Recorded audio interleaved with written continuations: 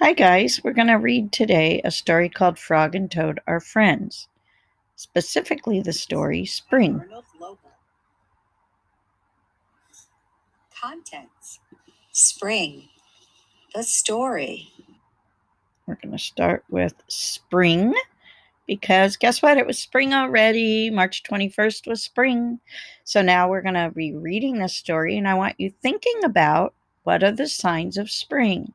How would you know that the spring season had occurred? What is the weather like? What does it look like outside? So while we're reading this story, I want you to think about spring. Or there was no answer. Toad, Toad, shouted Frog. Wake up! It is spring. Blah, said a voice from inside the house. Toad, Toad, cried Frog. The sun is shining. The snow is melting. Wake up! I am not here, said the voice. Frog walked into the house. It was dark. All the shutters were closed.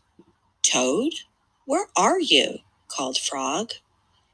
Go away, said the voice from a corner of the room. Toad was lying in bed. He had pulled all the covers over his head. Frog pushed Toad out of bed. He pushed him out of the house and onto the front porch. Toad blinked in the bright sun. Help, said Toad. I cannot see anything. Don't be silly, said Frog.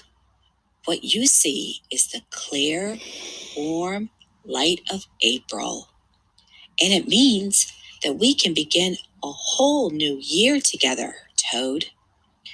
Think of it, said Frog. We will skip through the meadows and run through the woods and swim in the river. In the evenings, we will sit right here on this front porch and count the stars. You can count them, Frog, said Toad. I will be too tired.